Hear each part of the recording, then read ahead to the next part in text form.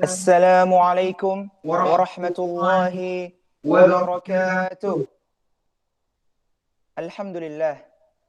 Alhamdulillahi rabbil alamin. Wassalatu wassalamu ala ashrafil anbiya'i wal mursalin. Wa ala alihi wa sahbihi ajma'in. Amma ba'd.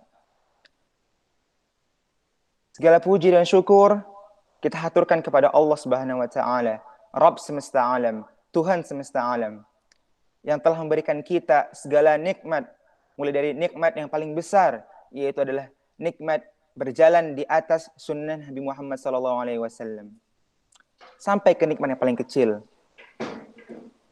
Dan hanya karena Allah lah kita dapat berkumpul, walaupun tidak berkumpul bertatap muka, tapi kita masih bisa berkumpul secara Google Meet ini. Insya Allah diberkahi oleh Allah Subhanahu Wa Taala. Kita berdoa kepada Allah Subhanahu Wa Taala. Dan salawat dan salam semoga selalu tercurahkan kepada baginda Nabi besar Muhammad sallallahu alaihi wasallam dengan mengucapkan Allahumma salli ala Muhammad wa ala ali Muhammad. Assalamu alayka ya Rasulullah. Kita harus senantiasa bersalawat kepada Nabi besar Muhammad sallallahu alaihi wasallam. Karena apa? Karena Rasulullah pada bersabda, "Aulan nasi bi yaumal qiyamah." Orang-orang yang paling dekat kepadaku nanti pada hari kiamat, aktaruhum alayya salah. Orang yang paling banyak bersalawat kepadaku. Maka siapa yang tidak mau menjadi dekat kepada Nabi Muhammad SAW nanti di hari kiamat? Nanti di hari kiamat kita tidak memperdulikan lagi mana anak, mana sanak saudara, mana bapak, mana ibu. Kita tidak peduli lagi keluarga kita. Yang kita pedulikan adalah amal-amal kita, yang dimana disebutkan dalam surat Abasa dalam juz 30. Yauma yafirrul mar'u min akhihi wa ummihi wa abihi. Ingatlah hari di mana orang lari dari saudaranya. Ingatlah hari di mana suami lari dari istrinya. Karena saking mereka tidak pedulinya dengan orang-orang dekat mereka. Mereka hanya peduli dengan amal-amal mereka. Jikalau amal mereka lebih banyak baiknya, maka mereka akan masuk surga. Dan jika amal mereka lebih banyak buruknya, mereka akan masuk neraka. Maka oleh karena itu, banyak-banyak kita salawat. Walaupun tidak dalam ta'lim ini, misalnya kita nyetir, atau kita lagi main game, atau kita lagi ngapa-ngapain, tetap aja kita salawat. Nggak apa-apa, salawat. Karena Rasulullah bersabda, barang siapa yang paling banyak bersalawat denganku, maka ia akan menjadi teman dekatku nanti di hari kiamat. Maka alangkah indahnya jika kita mendapatkan syafaat Nabi Muhammad SAW yang tidak didapatkan kecuali oleh orang-orang yang terpilih. Karena jangan remehkan pahala salawat ini. Bisa jadi dengan pahala yang kecil ini dapat membawa kita ke surganya Allah Subhanahu Wa Taala. Dan jangan remehkan dosa-dosa yang kecil, karena dengan dosa-dosa yang kecil bisa jadi kita masuk ke dalam nerakanya Allah Subhanahu Wa Taala. Na'udzubillah min dzalik. Maka oleh karena itu, membahas tentang dosa, saya akan membacakan sekilas ya. Dosa-dosa yang seringkali dilakukan oleh masyarakat plus 62 atau masyarakat Indonesia. Yang dimana mereka anggapnya, ini udah biasa. Ini udah sangat biasa, sangat common dilakukan di Indonesia. Tapi ingatlah, wahai saudara-saudara, perempuan maupun laki-laki, dosa ini yang kita anggap remeh, sangat besar di hadapan Allah Subhanahu Wa Taala. Apa yaitu? Yaitu adalah ghibah. Allah pernah berfirman dalam surat Al-Hujurat, "Wala yaghtab ba'dukum ba'dha." Dan janganlah kalian menggibah satu sama lain. Dan ghibah ini dibahas secara ringkas dan padat di surat juz 30. Yang dimana surat ini seringkali kita baca pada saat tarawih ya. Karena tarawih ini kan biasanya ibu-ibu tuh mintanya imamnya tuh bacanya surat-surat pendek. Kita sering baca surat ini, tapi jarang sekali kita tahu apa sih arti dari surat ini. Jarang sekali kita mentadabburi arti dari surat ini. Karena kita sering membacanya, seakan-akan kita meremehkannya. Maka surat ini dinamakan dengan surat Al-Humazah. Mungkin semuanya sudah hafal, bahkan di luar kepala hafalnya. Tetapi apakah mereka sudah mentadabburinya? Apakah mereka sudah mempelajarinya? Apakah mereka sudah mendalaminya dengan baik dan benar? Maka karena itu, kita bahas dari ayat pertama. A'udzubillahi minasyaitonirrajim. Saya berlindung kepada Allah dari godaan syaitan yang terkutuk. Wailul likulli humazatin lumazah. Wail, Kata pertama di sini wail. Apa itu artinya wail? Menurut tafsir Ibnu Katsir, arti wail adalah kecelakaan, kehinaan, kerendahan, dan semua arti yang jelek-jelek berkumpul dalam satu kata ini. Yaitu adalah kata wail. Bahkan di tafsir Jalalain yang ditulis oleh Imam Jalaluddin As-Suyuti, yang mengatakan bahwa wail artinya adalah lembah di neraka. Maka komplit sudah. Komplit Allah mencela orang-orang yang nanti akan disebutkan dalam surat Al-Humazah ini. Likulli. Wailun likulli. Pertama, li. Apa itu arti li? Arti li adalah untuk. Kul artinya adalah segalanya atau semuanya. Jadi likulli, jika bergabung dua kata ini, artinya itu adalah untuk semuanya tanpa terkecuali. Maka kita ulang dari awal, wailun likulli. Kecelakaan, kehinaan, kerendahan, lembah di neraka bagi semua orang tanpa terkecuali. Siapa itu? Humazah, lumazah. Hanya beda satu kata di awal katanya. Yang pertama memakai kata ha, humazah, dan yang kedua memakai kata lam, lumazah. Tetapi apakah artinya sama? Beda. Tapi hampir-hampir sama. Arti humazah adalah ya'ibun nas biqaulih. Orang-orang yang sering menceritakan aib sesamanya dengan lisannya. Itulah arti humazah. Maka apa yang dimaksud di sini? Menceritakan aib sesamanya dengan perkataannya. Yang dimaksud di sini tidak lain adalah ghibah ya akhi. Ghibah. Itulah adalah humazah. Yang kedua adalah lumazah. Lumazah adalah ya'ibun nas bi fi'alih. Orang yang menceritakan aib sesamanya dengan perbuatannya. Misalnya, ia mencontohkan teman yang juling matanya, dijuling-julingin matanya. Atau ia mencontohkan teman yang pincang, dipincang-pincangin jalannya. Itu termasuk dalam lumazah. Maka kalau kita artikan secara universal, ayat ini berarti kecelakaan, kehinaan, kerendahan, penyiksaan, lembah di neraka bagi semua orang yang menceritakan aib sesamanya, maupun dengan perbuatan, maupun dengan perkataan, tanpa terkecuali. Bayangkan. Apakah kita mau masuk neraka ya akhi? Neraka itu 70 kali lebih panas dibanding api yang paling panas di dunia ini.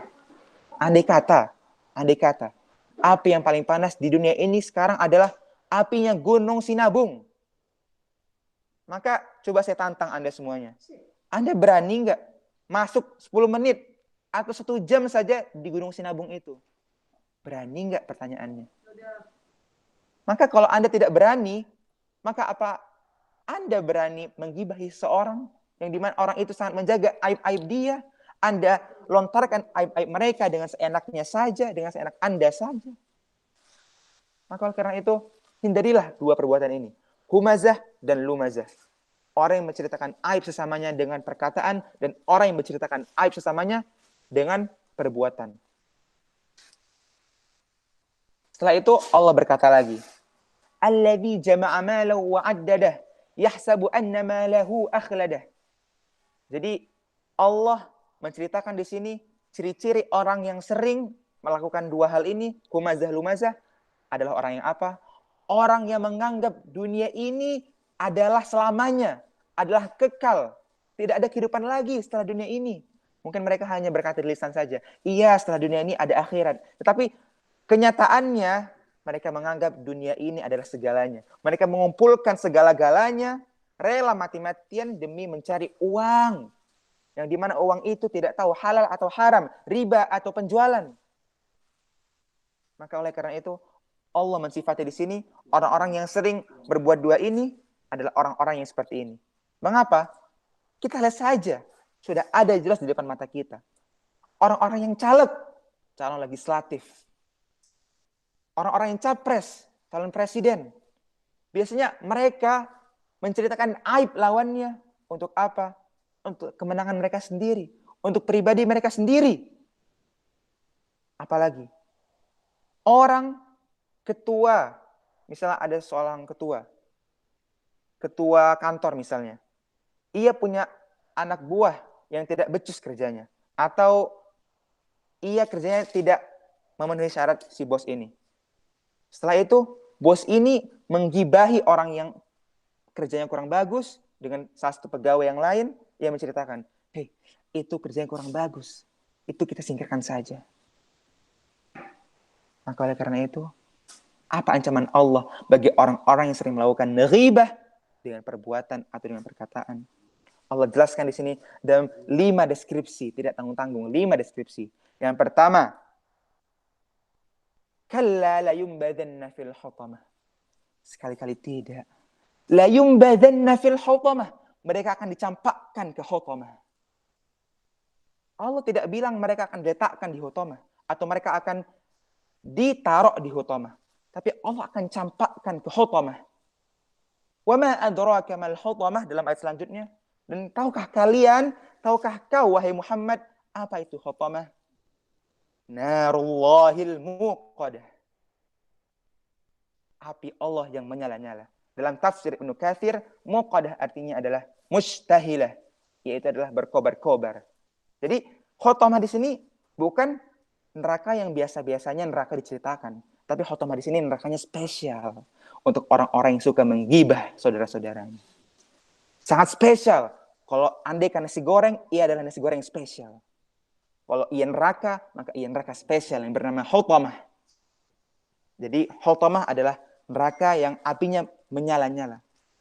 Apakah sudah sampai di situ saja? Sudah cukup di situ saja? Tidak, ya akhi ya ukhti. Allah bilang lagi di ayat selanjutnya. Kalla la yumbadanna fil hutamah wa ma adraka mal hutamah narullahil muqadah allati tattali'u 'alal af'idah. Yang di mana saya jelaskan dulu ya. Apa arti tattali'u? Jadi kalau orang Arab itu, jikalau ia memburu sesuatu, jikalau ia pergi ke hutan gitu ya kan, dan ia melihat rusa, terus setelah itu rusanya itu tepat berada di target pistol dia, maka ketika itu orang Arab langsung bilang ittola'atu. Maksudnya itu adalah ia mencapai targetnya. Jadi sangat tepat target pistol itu dengan rusanya. Maka kalau kita masukkan arti yang dimana yang sering dipakai orang Arab itu ke dalam ayat ini, allati tattali'u 'alal af'idah, yang dimana api itu jikalau dibakar dari salah satu anggota tubuhnya, sebut saja kakinya dibakar, maka apinya itu langsung menuju ke jantungnya. Padahal kalau dalam ilmu kedokteran, jikalau kita membakar seseorang, maka yang paling terakhir terbakar adalah jantungnya. Karena jantung dilindungi oleh tulang, dilapisi oleh daging, dan semua-semuanya yang melapisi jantung. Tapi apa? Saking panasnya api hutamah ini, jikalau kita korek apinya itu kita letakkan di kaki, langsung menuju ke jantung. Saking cepatnya dan panasnya dan saking mengerikannya api neraka hutamah ini. Alal afidah. Apakah sudah sampai di situ saja? Tidak ya akhi. Allah mendeskripsikan lagi. Saking Allah marahnya. Atau Allah sangat memperingatkan kita untuk jangan menggibah. Allah peringati di ayat selanjutnya. Innaha alaihim mu'sadah. Mu'sadah itu artinya adalah rapat atau menempel.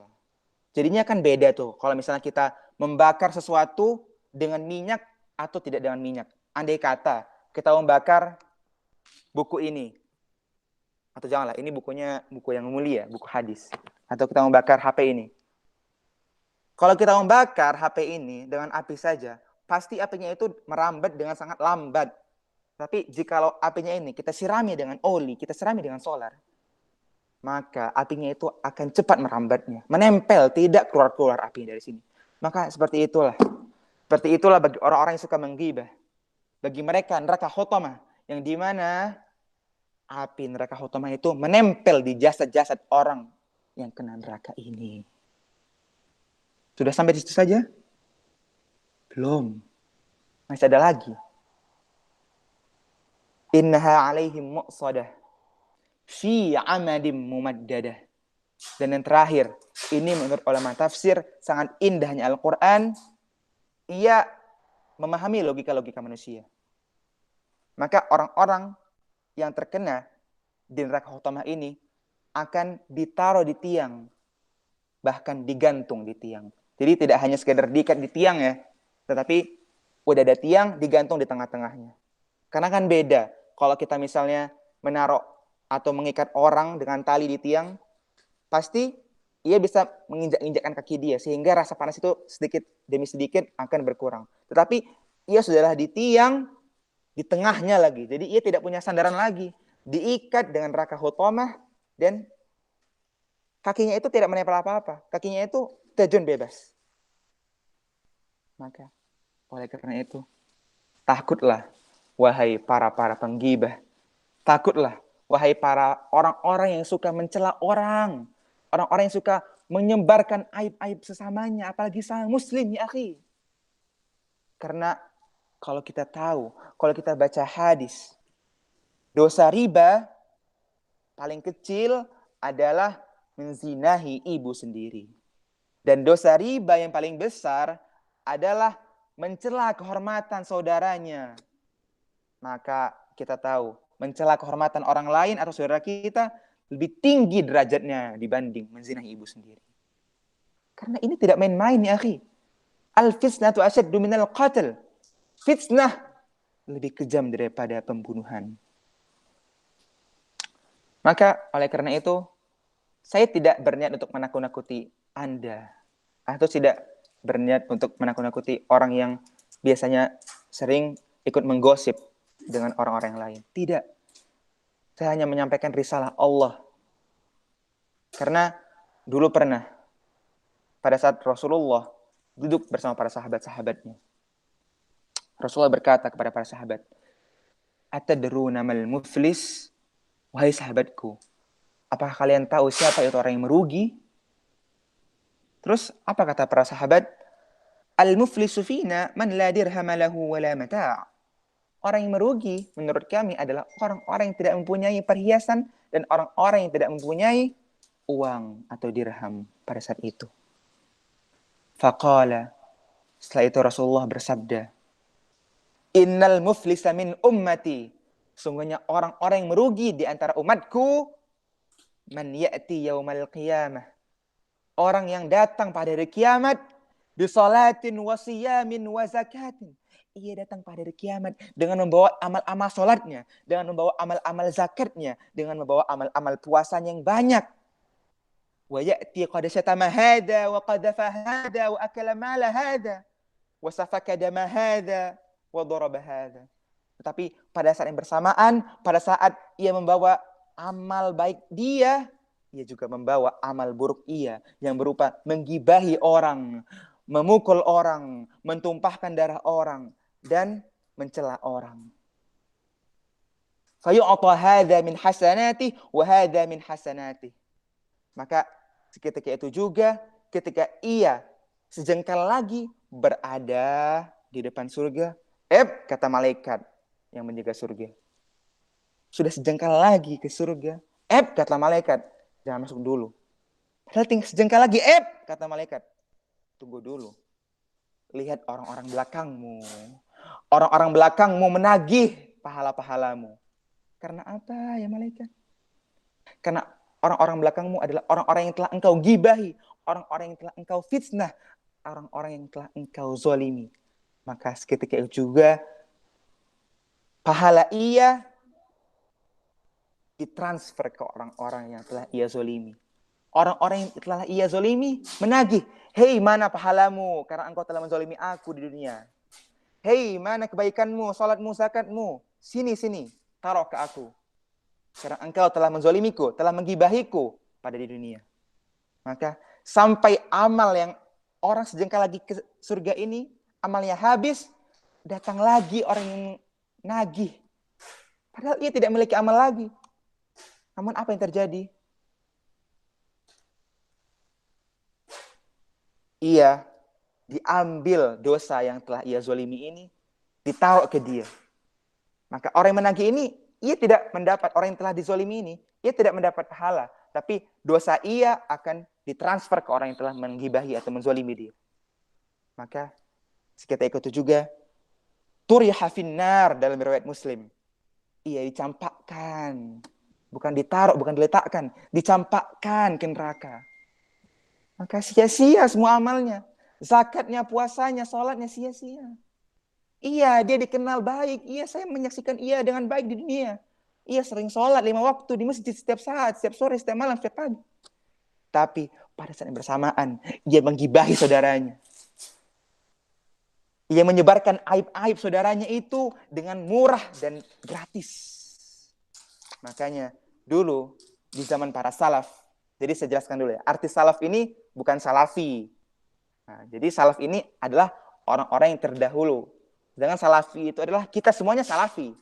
Karena salafi adalah orang-orang yang mengikuti para salaf. Ada seorang salaf yang bernama Ibnul Jauzi. Dalam kitabnya yang bernama Bahrud Dumu', perumpamaan bagi orang-orang yang suka menghibah adalah orang-orang yang mencaplok ketapel besar dalam tanah dan ia melempari batu-batu dan ia mengumpulkan batu-batu dengan capek dan setelah itu ia melempari batu-batunya itu ke utara, selatan, timur, barat. Maka batu-batu ini diumpamakan dengan pahala yang telah ia kumpulkan. Maka orang gibah ini menurut Ibnu Jauzi, ia telah lelah-lelah mengumpulkan batu-batu atau pahala-pahala, namun pada saat yang bersamaan ia mengketapeli atau ia melemparkan dengan ketapel pahala-pahala yang telah ia buat. Tahajud, qiyamul lail, bahkan Lailatul Qadar. Yang telah susah-susah engkau dapatkan, engkau lemparkan dan begitu saja di arah utara, timur, barat, selatan. Maka oleh karena itu, hendaklah kita menghindari gibah. Namun bagaimana nasib kita yang digibahi? Sakit hati kita, sakit hati. Rasulullah pernah bersabda, ikutilah kejahatan dengan kebaikan. Maka balaslah gibah itu dengan kebaikan. Dan engkau balas dengan keburukan juga. Ia akan menjadi 1:1. Maka dulu, zaman para salaf juga, yang imam yang bernama Hasan al-Basri, datang seorang ini berkata kepada imam, wahai imam, telah sampai berita kepadaku bahwa engkau digibahi oleh seorang. Maka apa yang dilakukan oleh Imam Hasan al-Basri? Apakah ia mencelanya, mencela orang yang menggibahi dia? Atau ia datang ke rumahnya, ia membawa padang, ia menombak orang itu? Tidak. Ia langsung pergi ke rumah orang yang telah menzolimi ia, dan ia menyiapkan 1 loyang, kalau bahasa kitanya itu, 1 loyang kurma rutop, yang dimana kurma rutop itu adalah kurma yang sangat bagus pada zaman itu. Maka ia membawa 1 loyang kurma dan ia pergi ke rumah orang yang telah menzaliminya. Maka ketika itu ia memberi kurma itu, 1 loyang itu kepada orang yang telah menzaliminya. Hai orang yang telah menzalimiku, terima kasih atas pahala-pahala yang telah engkau berikan kepadaku. Maka jangan balas gibah itu dengan gibah selanjutnya. Karena kalau kita membalas menjadi 1 lawan 1, atau skornya itu menjadi 1 sama, tidak ada artinya. Bahkan dulu ada di zaman para salaf, seorang imam, yaitu berkata, aku ingin digibahi oleh orang 1 kota ini. Andai kata aku tidak takut Allah itu dimaksiati. Maka apalagi yang kita harapkan dari gibah ini? Coba lah ya, kalau kita berteman dengan orang-orang yang suka menggibah, kita keluar rumah nih, kita ketemu mereka. Bukan malah nanya kabar, bukan malah assalamualaikum warahmatullahi wabarakatuh, kaifa halak? Bukan. Kamu tahu nggak berita rumah sebelah? Rumah tangganya hancur. Kamu tahu nggak?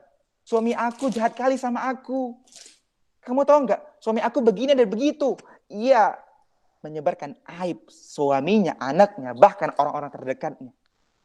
Maka kita berpikir dengan logika yang jernih dan bersih. Jikalau ia rela menyebarkan aib suaminya atau aib orang-orang yang dekat dengannya, apalagi dengan kita yang hanya temannya, apalagi kita yang hanya kenal setahun, 10 tahun. Bisa jadi, kemungkinan besar, berpotensi besar kita akan digibahi oleh orang-orang ini. Maka oleh karena itu, mulailah kita mencari teman-teman yang baik, yang berteman karena Allah Subhanahu wa taala. Uhibbaka fillah, saya mencintaimu karena Allah Subhanahu wa taala. Uhibbuki fillah, saya mencintaimu karena Allah Subhanahu wa taala.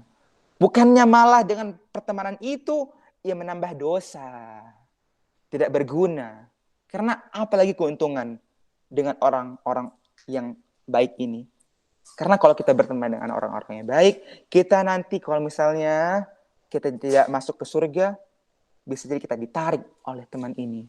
Wahai Allah, orang ini telah memperingatiku untuk sholat subuh setiap hari. Orang ini telah mengajakku untuk pergi ke taklim. Maka kembalikanlah ia ke surga ya Allah. Jangan kau campak di neraka ya Allah. Karena kalau bukan dia, aku bisa jadi di neraka. Karena aku berada dalam kesesatan aku dulunya. Kita cari teman-teman yang bagus. Jangan kita cari teman-teman yang hanya menambah dosa kita. Dosa kita sudah banyak. Ngapa kita nambah lagi? Nggak ada gunanya. Maka semoga Allah melaknat orang-orang Syiah. Orang-orang Syiah ini, mereka itu seringkali mencela sahabat-sahabat yang mulia. Abu Bakar, Umar, bahkan Aisyah. Celakalah mereka. Sekali lagi celaka orang-orang Syiah. Itu orang-orang Syiah yang perlu antum benci. Bukan yang sekarang dibilang Wahabi. Wahabi itu hanyalah sematan dari bangsa-bangsa Amerika yang tidak senang kepada Islam agar mereka ini teradu domba. Dulu juga Imam Monjol dibilang Wahabi atau dibilang semacamnya. Agus Salim dibilang Wahabi atau semacamnya. Itu karena apa? Karena ada kepentingan di balik itu. Mereka ingin memporak-porandakan Islam. Wahai orang NU, wahai Muhammadiyah, mari kita bersatu. Saudara kita juga Wahabi yang sering dilecehkan oleh kebanyakan kita. Kita rangkul. Musuh kita itu jelas. Musuh kita adalah Syiah Yahudi. Mereka bersatu menghantam Islam. Maka orang-orang seperti itu, jikalau ia mendakwahkan kemaksiatan, mendakwahkan kebid'ahan, maka itu berhak untuk digibahi. Karena gibah itu tidak selamanya haram. Gibah ada yang diperbolehkan. Kita bisa mengecek di muslim.or.id. Kamu bisa mengecek dengan lengkap itu. Apa-apa saja gibah yang diperbolehkan. Misalnya salah satunya, ulama yang mengatakan bahwa ini halal atau ini haram. Ia mengharamkan yang halal dan ia menghalalkan yang haram. Itu boleh kita gibahi. Maka karena itu, apalagi? Jangan kita mau diadu domba oleh Amerika dan Syiah itu. Musuh kita jelas. La tajidanna ashaddan nasi adawatan lil ladzina amanu al yahuda wal ladzina asyraku. La tajidanna ashaddan nas, kamu akan temui bahwa orang-orang yang paling keras perlawanannya terhadap orang Islam adalah orang Yahudi dan orang-orang yang musyrik. Maka di sini sudah jelas musuh kita yang jelas itu Yahudi, bukan malah sekarang dibilang Wahabi. Orang Yahudi musuh kita. Ya, seperti yang disebutkan dalam surat Al-Maidah. Di akhir juz 6, di pojok kanan bawah. Seperti Ustaz Hidayat, kita meniru-niru apa. Maka oleh karena itu, karena waktu telah menunjukkan saya untuk mengakhiri kultum yang singkat ini dan semoga bermanfaat, maka oleh karena itu kita hindarilah gibah dan kita mulailah dengan perkataan yang baik-baik. Qulu qaulan ma'rufa. Berkatalah dengan perkataan yang baik-baik. Seperti itu kata Allah dalam surat An-Nisa. Masa kalau kita punya teman nih, tapi kan cuma gibah, cuma gosip, apa nggak ada yang lain? Makanya untuk orang-orang yang kerja di televisi ini, apalagi televisi gosip, insert atau intens dan kawan-kawan, mereka itu dapat duit dari mana? Menggibahi rumah tangga para artis, menggibahi rumah tangga para selebriti. Jikalau tidak ada itu, jikalau mereka tidak menyorot itu, tidak dapat uang mereka. Maka kita kurang-kurangi nonton TV itu dan kita tambah nonton ceramah kita. Ceramah dari siapa saja, yang penting baik dan sesuai dengan akidah Ahlussunnah wal Jamaah. Kita tonton semua ceramah-ceramah yang baik. Kita tinggalkan semua televisi-televisi yang tidak berguna itu. Maka oleh karena itu, kalau ada teman kita yang menggibahi kita, sabar. Kita klarifikasi, kita tabayun. Dan kalau ia tidak mau, sabar. Karena itu pahala bagi kita. Pahala mereka akan ditransfer ke kita. Dan jikalau pahala mereka sudah habis, dosa kita akan dicampakkan ke mereka. Kan untung. Buat apa risau?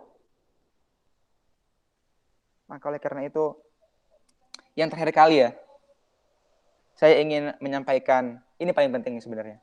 Karena kita ini kan sebenarnya sangat jauh dari zaman Rasulullah hidup. Kita ini hidup 1400 tahun setelah Rasulullah meninggal. Ya kan? Benar kan? Maka oleh karena itu, untuk meniru Rasulullah, kita baca sirah-sirah, kita baca sejarah-sejarah Nabi. Gimana sih Nabi jadi bapak yang baik? Gimana sih Nabi memperlakukan istrinya? Gimana sih Nabi menjadi anak yang baik kepada orang tuanya? Gimana sih Nabi menjadi ini dan itu dan iya dan iya? Kita pelajari. Dan jika kita tidak puas dengan sirah Nabawi yang telah sempurna itu, kita pelajari akhlak-akhlak orang-orang yang hidup dekat di zaman Nabi. Misalnya kita pelajari nih, biografi Imam 4 Mazhab, Imam Abu Hanifah, Imam Malik bin Anas, Imam Muhammad bin Idris Asy-Syafi'i, Imam Ahmad bin Muhammad bin Hanbal. Kita pelajari. Masa kita sukanya nonton drama Korea yang tidak ada faedahnya? Tidak ada gunanya, nanti kamu nggak ditanya di kuburan. Siapa yang main drama Korea ini? Kemarin dia ngapain? Apakah dia pelakor? Tidak ditanya. Yang ditanya itu adalah man rabbuka, siapa Tuhanmu? Dan jikalau amal engkau tidak cukup, maka mulut engkau akan bergetar untuk menjawabnya. Tahu sendiri nanti masuk kemana. Jikalau mulut kita bergetar dan kita tidak bisa menjawab perkataan itu dengan sebaik-baik. Maka oleh karena itu, biarlah amal kita tidak banyak-banyak, tetapi yang penting ikhlas lillahi ta'ala. Dan kita kurangi maksiat-maksiat. Karena percuma jikalau amal kita banyak, tetapi maksiat juga jalan terus. Akan menjadi nihil atau nol. Maka oleh karena itu, saya tutup dan saya nas'alullah al-afiyah. Saya minta maaf kepada Allah dan saya meminta kepada seluruh nonton ini agar dapat mengambil ibrahnya. Semoga dapat diterapkan di kehidupan sehari-hari. Ingatlah bahwa saya ini nggak sempurna. Karena representasi Islam atau perwakilan Islam itu bukan terdapat pada diri saya. Tetapi representasi Islam terdapat pada diri Rasul. Maka jika engkau ingin belajar Islam, engkau belajar Rasul langsung. Jangan belajar dari saya. Karena saya ini bisa jadi membuat kesalahan. Atau bahkan saya melanggar dengan apa yang saya katakan. Maka jangan tiru saya. Tiru Rasulullah. Saya di sini untuk menyampaikan kebesaran Allah. Bukan untuk menyampaikan kebesaran saya sendiri. Maka oleh karena itu, saya tutup kultum ini dengan membaca hamdalah, alhamdulillahirabbil alamin dan doa kafaratul majlis. Karena setiap majlis itu harus kita tutup dengan kafaratul majlis. Subhanakallahumma wa bihamdika asyhadu an la ilaha illa ant astaghfiruka wa atubu ilaik. Wassalamualaikum warahmatullahi wabarakatuh.